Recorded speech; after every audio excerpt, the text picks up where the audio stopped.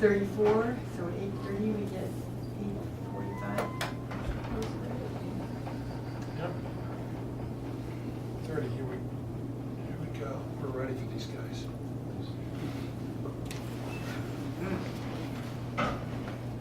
Is Dave coming? I thought he was coming. Hope he's coming.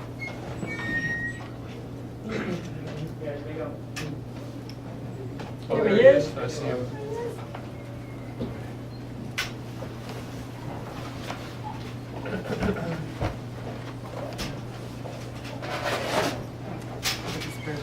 Step easel up Yeah, here, is that okay? please, yes, so the Okay. camera can see. Oh, okay.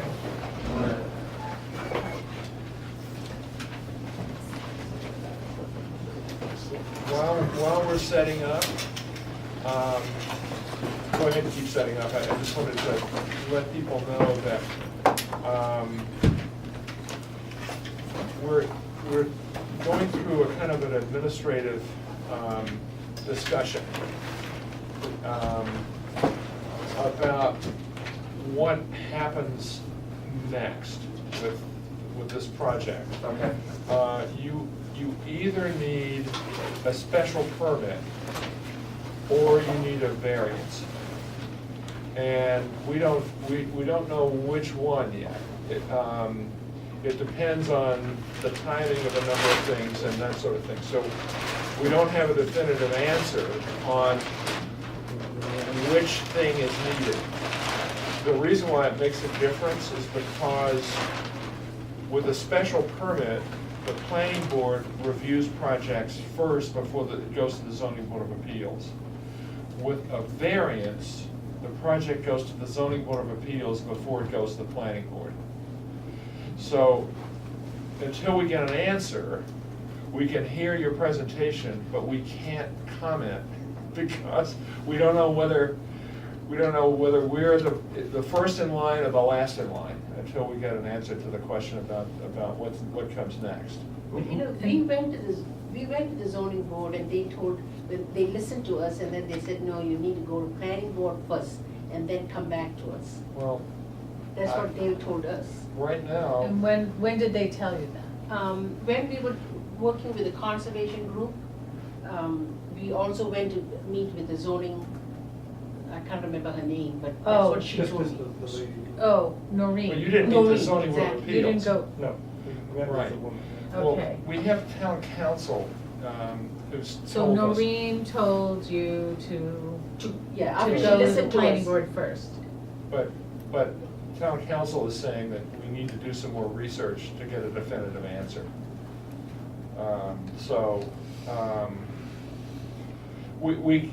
It wouldn't affect what happens, only our ability to comment on what you're presenting tonight.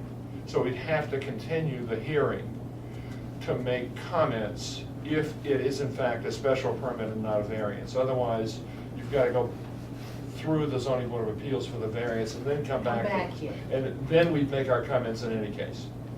So it's only when we can make our comments that that timing is affected. So in any case, this hearing would have been continued anyhow. Correct. So hopefully we will get an answer to you in the next day or two.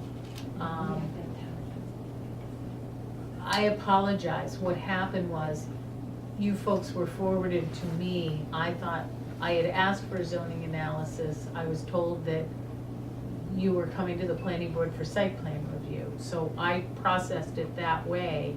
And recently it's come up as to, do you need a special permit or a variance? So that is being reviewed by the building inspector. And we should be able to get back to you by the beginning of next week. So what will happen tonight is the planning board will hear this and may ask questions but won't comment. And then we will continue you to a date certain, which will probably be one of the next 2 meetings. And hopefully we'll have it straightened out. Do we go through the entire process again? Yeah. We do? No. What would happen is, if you needed a variance, then what we would do, what this board would do is continue you to a date certain, so you'd be going through the process. We would kind of put you on hold. If you needed a variance, we'd put you on hold, you'd go to the ZBA, you'd get your zoning relief, and then you'd come back to the planning board for a final review. Or if it's a special permit, then we just make our comments at the hearing session that we continue to. Yeah, and then if it were a special permit, the board could approve you at one of the next meetings, and then you'd take that decision and you'd go to the zoning board of ZBA appeals. for a special permit. So, Which is another hearing, is that correct? Which is another hearing Okay. before a different board, and they Okay. will be looking at different criteria. you're going to the zoning board of appeals anyway. Anyway. Yeah. Right. Yeah. So it doesn't really affect the overall schedule, it just affects when we can talk and when not. Yeah. The sequence. All right, so having said that, while you're setting up, I will just say that we have given this hearing session about a half an hour. If you could make your presentation in 20 minutes or so, we could get comments from our consultants and maybe ask a question or two. We can ask questions. And then that'll do it. We'll continue to a date certain. Just to introduce ourselves, I'm Al Abelard, I'm the chairman of the board, and the other members are? Suzette Rice. Steve Oppenheimer. David Mendelson. Roy Chatelash. And you, yeah, Mike? You all know Betsy Ware, planner.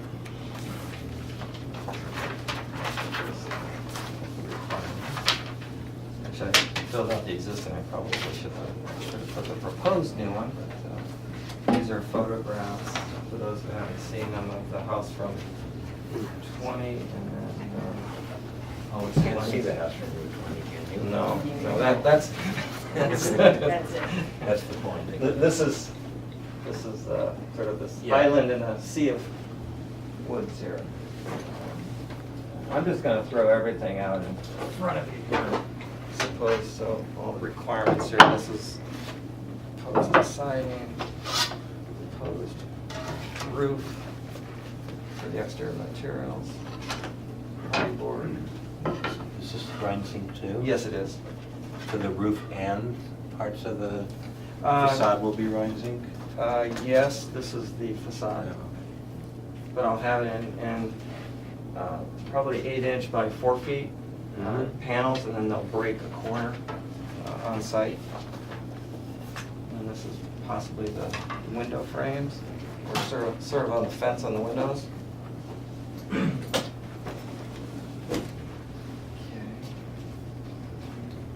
And then this is Sarnafil, this is for the flat roof, the low slope roof,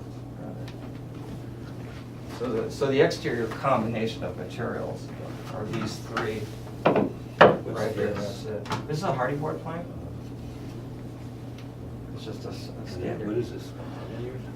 It's you probably know iPay? Yeah. Yeah, the Mataverde is a proprietary name for the folks, General Woodcraft down in New Money, Connecticut. But it's just a little softer than iPay, but it's mildew and rot and insect resistant, and it won't warp, and you still have to pre-drill. You can't nail through this stuff. But it's a little less expensive, and it comes in wider planks. So You're gonna mix it with hardy board? Never mind. yes, I'll show you on. Yes.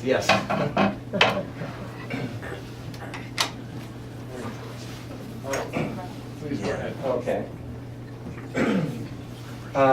My name is Weston Wright. I'm the architect, and Tim Scott is the owner with Amanda Graves. And this is our land surveyor, Dan Driscoll, and our civil engineer, David Feist. And I'll let each one of them speak to their own sort of scope of work and analysis after I just sort of run through the overall project. Feel this is sort of in the way here, I'm blocking you. Hold on that for a second. Yeah. There you go. You want to kind of tilt it though, so the camera can see it. Can you see it, Ron? So you guys can't see it now, okay? No, I can see it. No, they're good. We're good. All right. Again, the site plan, obviously, and I think Dave and Dan will go into that a little further, but this is just an aerial view. The photographs, which you're about to see, are the site plan, an aerial view of the actual site plan, and then respectively, I'll have a photograph of the existing house and then the proposed new elevations. But the point of here is just to sort of illustrate that, you know, this house is sort of in a meadow, its own little meadow or island, and surrounded by this sea of woods. This is the existing house as it is right now in the south. And this would be, these upper volumes are unplanned, the bedrooms on this elevation. This is an entry wall. The light umber would be the Monteverde or Ipe. The light gray is indicative of the Rhinesane. And then this is this lichen-like color is indicative of the hardy board plank. And this is then the low slope roof, which would have the Sarnafil on it. This is the west elevation, the existing and proposed. Again, this is an artist studio, 2 bedrooms, 3-car garage, and then receding back are the dining room and new master bedrooms, bath suite. This is the rear of the house facing the wetlands on the north. Again, existing and proposed. Sort of breakfast, fitness room on the lower level. Kitchen, living room, proposed master bathroom, balcony, screened porch, living room, garage, and artist studio. And again, the light umber is indicative of the Ipe or Monteverde, and this is all hardy board plank. The whole approach here, really, architecturally, is sort of an exercise in minimalism, really. The least amount of invasiveness to this site, and quite frankly, with regard to the floor plan as well, I already had just about a 7,000 square foot existing, very linear plan with a myriad of materials. I've got brick, I've got stucco, I've got cedar shaped shingles, I've got horizontal siding, I've got vertical, I've got asphalt shingles. And so some of the textures and materials really recall some of what already exists out there. But in terms of the footprint itself, the lower level, which I'll show you in plan, we add about 1,000 square feet. On the first floor, we only had about 436 square feet of new construction, and the second floor, 350. So, so we're very tepid about sort of horizontal expansion on this site, if you will. And that extends into landscape and in lighting, which I'll get into in a second. This is the east elevation, and then the corresponding proposed new design. It looks a lot wider than a couple hundred square feet, but maybe it's just. Yeah, it's the perspective that it is, Right. yeah, because well, you know, I'll show you on plan, it was tough to pick which bay I want to look at frontally, so everything else was really rather oblique. What's the ridge height? The average natural grade, well, no, the proposed. Top, it's about 28 feet. This ridge is about 12. Over the garage is 22. I've got a 9'6" ceiling on the first level, proposed under the low slope roof. And then this 2-story volume is existing, so I was really stuck with, we're keeping all of the floors. Right? And on the first floor, I'm keeping all of the existing finishes of the floors. But the second floor, the staircase remains, the structural framing of the second floor remains, the finished surface of the second floor remains. And those walls that bound really the second floor will remain, only we'll further them out. I'll put better insulation in there just to satisfy the energy code. But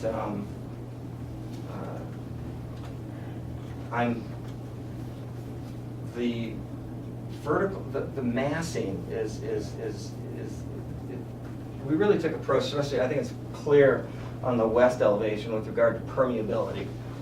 Permeability and also sort of a reductive exercise with its massing. This is the existing roof right now. And so we're probably 3.5 feet below the existing roof of the proposed new construction. On the upper volumes, I'm at present 5 inches below the current ridge line. And I'm probably going to be a little lower because we've just changed our structural and insulation system, and I don't need the depth that I did in this earlier iteration. So this represents a worst-case scenario, if you will. But you know, this could have been just one single volume, and you've got this hard edge, so we tried to really break down the massing of the entire house and really play off the linear characteristics. So the overall influence here are the woods, and so I really tried to wrap in and bring in, and will do so in the interior, as much wood and sort of an acknowledgement of sort of the sense of place at this location. I don't know if that answers your question about heights and Well, concerns. so with it that. sounds like the highest ridge from average natural grade is 28. And that would be actually in the north, where, Is it right there above the garage? no, it's actually right here. This is the highest, Okay. yeah, which is what you've got going on here.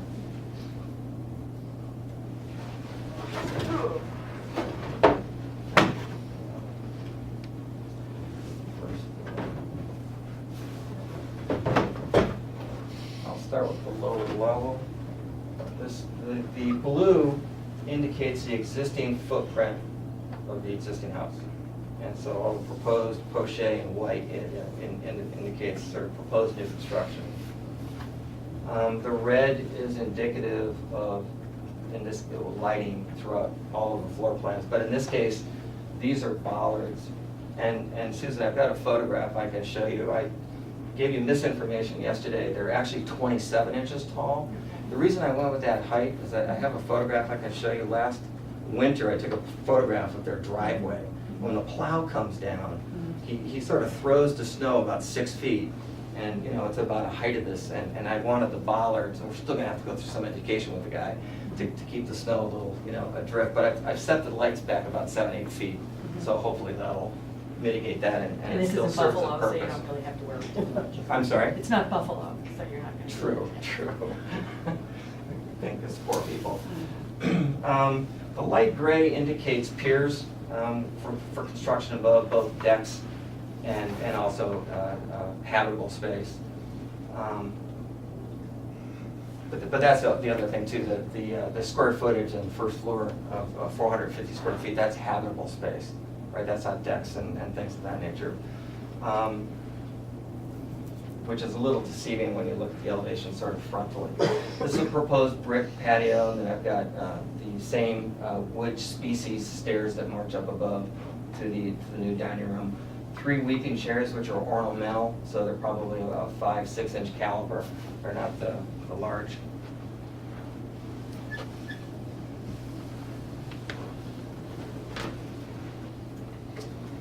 This is the first floor. So this is the west elevation of the garage. This is the entry walk. This is a low stone wall, just a field stone. These again are the piers that support this upper volume. Provides a little bit of cover on the entry sequence. Again, the red indicates proposed lighting. All the lighting, I think I've only got 6 different fixture types. It's all Bega, it's all one manufacturer, and it's all dark skies. But I was discussing with Kim, Bega doesn't say on their website, and I actually picked up the phone and called them out there, and they don't have anything that says dark skies compliant, but all their data is consistent with all light fixtures that comply with dark skies. Why they don't do that, I'm not really quite sure, but, and correct me if I'm wrong or misquoted something. So, for example, these lights that will illuminate each of the risers and then treads going down this exterior walkway are 16 lumens apiece. Pretty sensitive to any sort of illumination. Proposed patio in the front, new entrance, dining room, guest suite, guest bath. This is the new proposed breakfast area, which does go all the way down to the lower level. So this is all on concrete footing below. Wood wall, obviously, until you get to grade.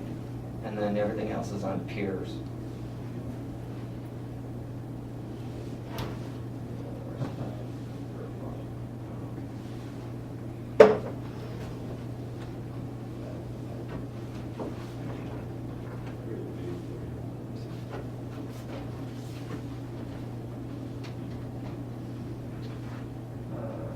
This is the second floor, the top level. Again, the blue indicates the existing second floor, which for the most part, I'm not altering that really at all. So we're keeping as many of these exterior walls as I can. We're just gonna firm out, insulate them. But all of the structural, I'm dealing with the same floor heights at this level. I am bumping up the ceilings on the second floor, which I think, what, 9'6", I think we agreed, same to match the first floor.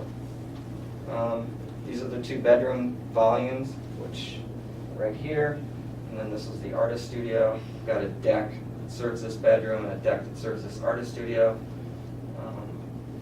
Roof of the screen porch, and then this low slope roof here with a couple of skylights and existing chimney overlooks the proposed new addition, which are the bathrooms and the living room, and etc. And then this last board is just a reduced size footprint showing all of the planting schedule and also the light fixture schedule, and where these occur on each plan. So that's it for the architectural Okay. part of it. Site plan? Yes. Wait here.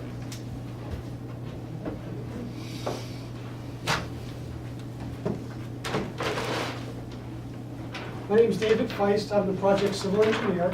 I was hired to help with the sort of evaluate the stormwater, sort of the impact of the new addition just on the property. The overall property itself is about 3 acres or so. 2 acres of the property is wetlands. I know they were previously before the Wetlands Commission, I guess earlier this year. On the plan, you'll see sort of the wetlands line here. There is a local bylaw of a 25-foot no-build line that we have to make sure that we don't encroach into. So there's actually about an acre, a little less than an acre where the actual building and the lawn area is now. The current roof area, really everything drains. This is the driveway coming in from Route 20. And then once you get into the property, all of the stormwater drains off the roof, overland flow, and ends up in the rear wetland area. The proposed, highlighted here in yellow, is sort of the existing footprint of the home. The proposed addition, it's a little, it's not a traditional shape for a home, but it works out to be about 2,168, 198 square feet or so. So in order to mitigate the increase in runoff, I know the town has, basically for the 2-year storm event, we have to mitigate basically, I think a 10% decrease in off-site runoff from the project.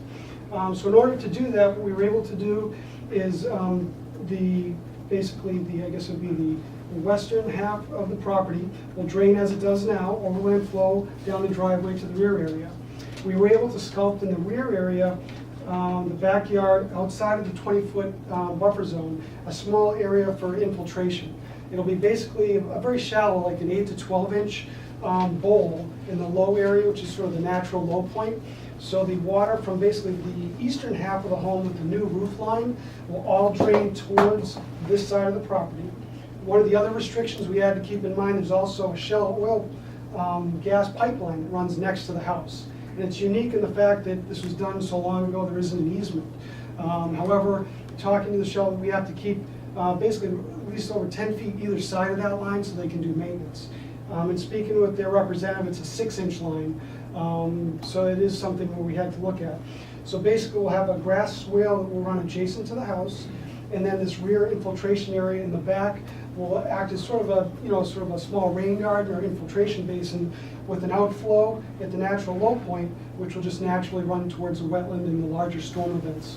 And our calculations show that with this setup, we're actually decreasing in the 2-year storm offsite runoff to about, I think, 16% less than existing conditions. And the other storms were basically at or below what the existing runoff is. And also, basically, there's still 2 acres of wetlands that the water will flow through before you would actually get offsite. This is also, we were sort of limited in what we could do because there's actually, we did a test pit in the backyard.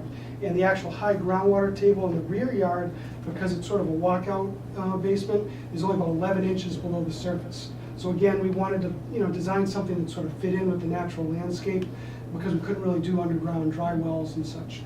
And with that, the bottom will also have sort of a special soil mix for the bottom, just to make sure that it'll be a mix of sort of sand within the loam, just to make it a little more permeable, so the water can make it to the lower soil beneath the topsoil. The front area, the septic had a 2-minute perk rate.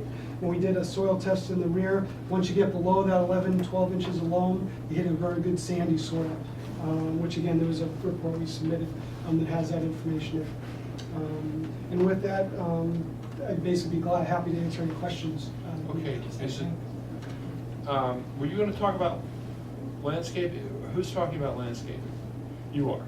Okay, maybe we could just discuss that for a minute. You talked about the cherry trees and, yes, I'm sorry. Could you show me what the trails are, the public access trails, the relationship specifically to that wetland infiltration garden? Okay, the infiltration basin is here. This is the site plan prepared by Driscoll Land Surveying.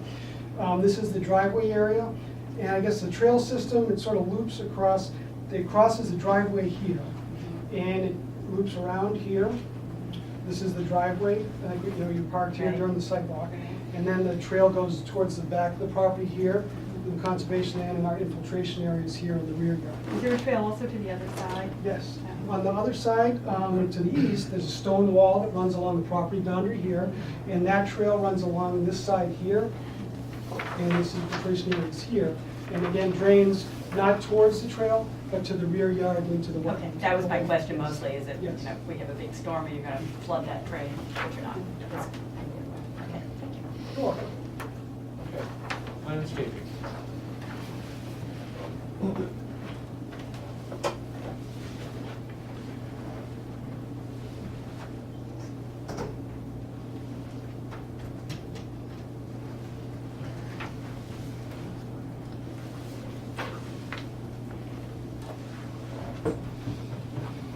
In terms of landscape, everything's grassless. They're just, the only trees I have are 6 weeping cherries, which are at the entrance, and then 3 of them around on the lower level on the north, incorporated around the brick patio.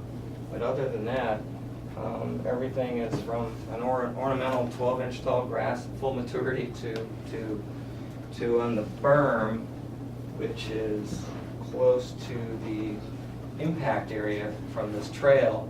I propose building a little earth berm that's 2 foot high, and it's like 70 feet long and slopes to 0, and then on top of that I've got zebra grass that I think tops out at about 7 feet proposed.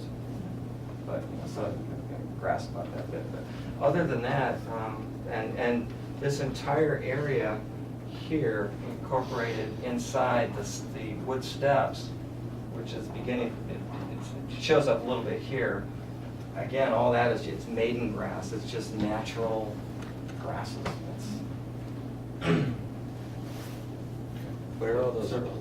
I'm sorry? What are all those plants near those 3 cherries in the front of the house, the green that I see? Yeah, all that. These guys are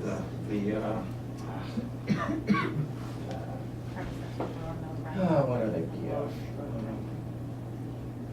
It's the Elijah Blue, so it's, they grow about this high, cherry wise, so it's just Grass also? yeah, all grass, yeah, and then the wall is just a stone wall. It's probably 30 inches high. I haven't really done that, but it's just a natural gray field stone that's going to be close to the color in zinc, and it won't be a dried up wall. It'll be a mortar wall, and it'll probably be 20 inches wide, so the clients can sit on that and sort of look out.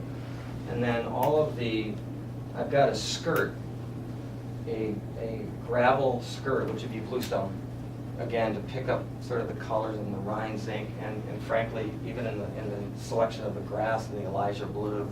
So it's not quite monochromatic, but again, I was trying to keep this sort of museum that's just very simple and controlling, with not too many flowers and colors, maintenance, and these are all low watering, and so, It's gonna be on the side of the berm, the 70-foot berm. I mean, if it's you're- gonna be zebra grass. No, I know, but that's like Ms. Campus sign, is that right? Is that the zebra grass? That's a big plant, but you've got this 2-foot-high berm, you said? Well, So it- are you just gonna have grass, just like one grass seed up there? Or how are you gonna stabilize that angle? I'm gonna put landscaping fabric, Uh-huh. and then I'll staple it, and then I'll put black mulch probably. Uh, So I've got it in my own house, and then I'll dig a trench probably, if this table represented the berm, I'll just come up with a spade, so there's a clear demarcation, natural soil, I'm not gonna put any type of fencing around that, and build it up to a slope with, again, I'll put the landscaping fabric over it, I'll staple it. Okay, so it's not, it's a wide berm, is It what is, you're saying, yeah. so it's not just this hard angle, Oh, no, weird thing. I think it's 6 feet wide or something. Okay, so gradual. It Okay. is. Okay, comments, Dave? The stormwater's fine, it's a nice soft touch, appropriate to the setting. Yeah, for all, when you boil it down on the stormwater side, there's not really much of a change. Once you kind of filter through, the house, it doesn't, not much of an increase in anything. So, Okay. And the septic system, I take it, is already in, and that's not gonna change? that stays it. That stays the way it is? Yes. Okay. Yes.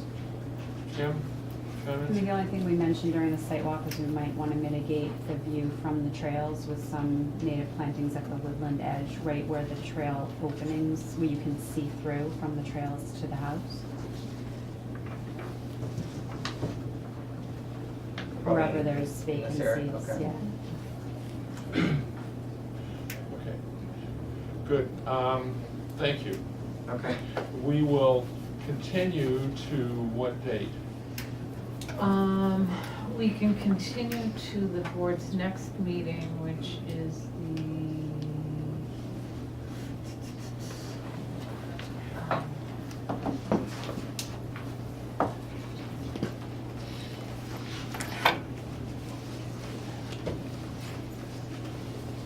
December 3rd, December 3rd? or we can continue to the 17th.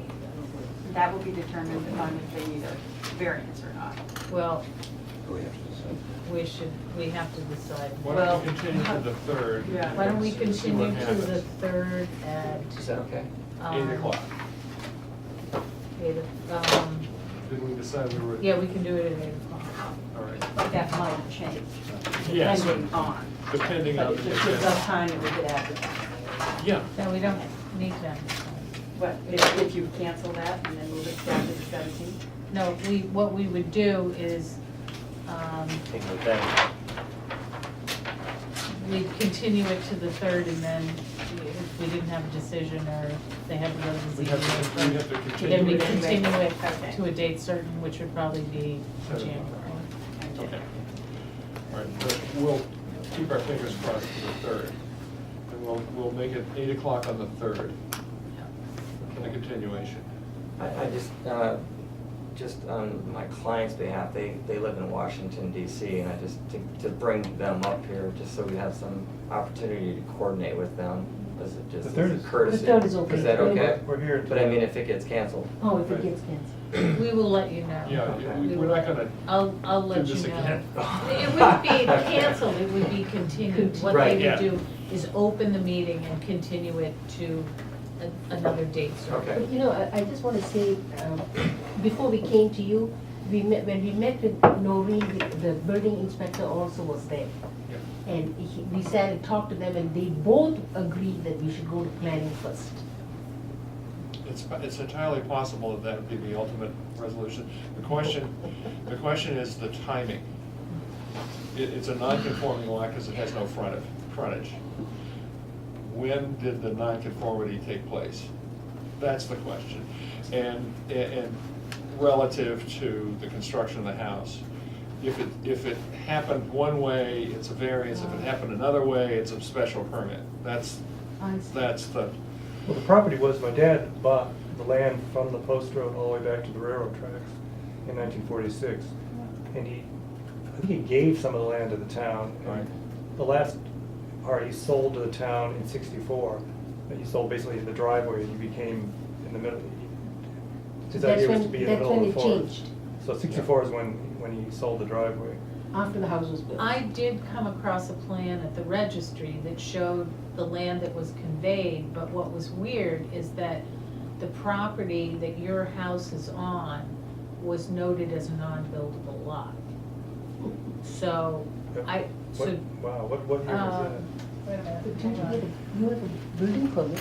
So, there's, I could not find a building permit. And I also, there's no ZBA case on it. There's a building permit for the extension. Would there have been one that far back, 46? There was a zoning Yeah, bylaw. there's no, Yeah, it was instituted in 1928. I actually went back and looked at some deeds and stuff, but, No. there was a plan signed by the planning board in October 20th, 1964, which basically shows a portion of your present lot, about an acre, less than an acre of your present lot, and then 2.34 acres, which is Lot D, Right. 8 acres of Lot E and 8 acres of Lot F. And the plan notes that D, E, and F are not building lots under the zoning bylaw. So I can't find any building permit for the existing house, and I can't find any zoning relief. I think I have a permit for the addition, 1952. 52. I mean, it's just the board that you sort of nail up on the premises. Right, so the point is to get that clean Legitimized. ticket Yeah, I got you. before the planning board can, you know, Sure. do the site plan review. And that's a zoning board of appeals issue?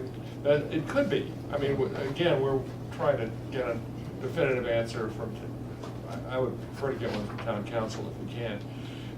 Just what is the right procedure to get this square, so that when we give you a decision, we're basing it on something that's solid. Okay. That's all it is. Okay. So should we bring a copy of the 52 permit? Well, Wouldn't hurt. if you had any previous zoning decisions, that would be really important. Because if you don't have any zoning decisions, you don't have any previous variances, that might influence how things go. I'll see what there's very little stuff Yeah. I can find. I can believe it. All right, thank you. Okay. All right, thanks. Thank you very much.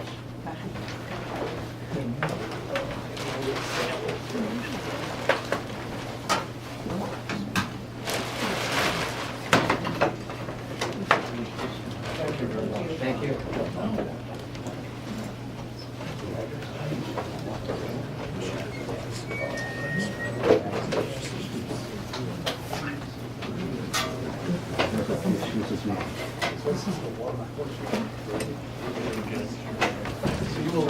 I'll get back to you.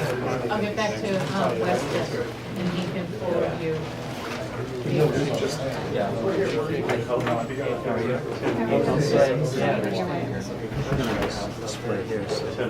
I will try to see if I can get a decision in the next so Monday or Tuesday at the latest. Just really, yeah. I know all of that for sure.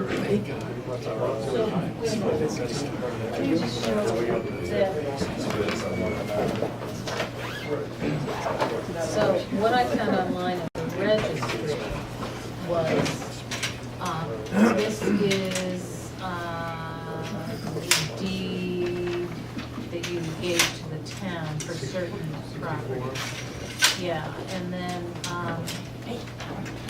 so, and here's this plan, and so this was noted as non-buildable, and this was be driving the the road again. property too. Yeah. So now it's like that, right? The house is actually. Okay, I guess we're taking a break. Right. Everybody's So leaving. did this have frontage elsewhere? Or was this a landlocked piece too? No, it was all, the only frontage was going up the driveway. This was all one piece, I don't know when this was broken up. So, and did you own these, did they own We did, these yes, two we at did. one In point? 46, he actually owned these two, yes. And I'm not sure when, this was, I think he gave this piece to his dad.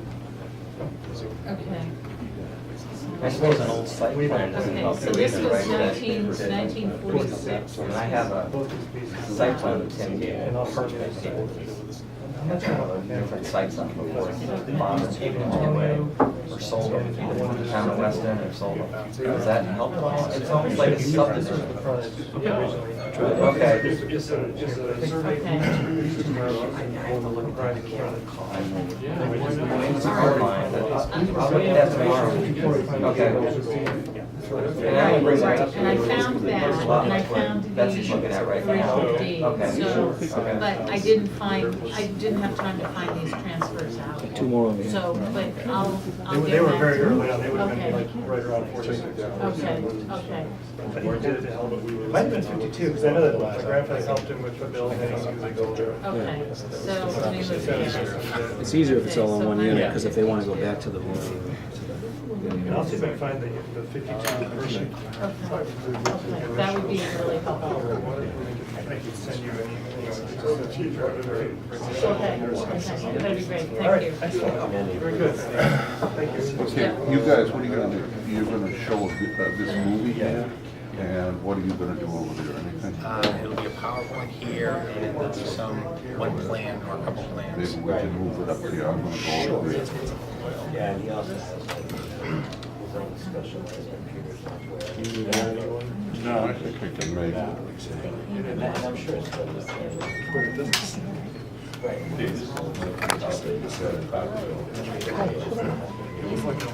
Oh, I didn't know that. I never heard that. They could, without the problem, intersection problems. When you get all these intersections, you get leaks, because you can't. So there were. Just the best way. Eventually, but it costs an extra. Sure. Hundreds of thousands of dollars. After the time. It's occupied.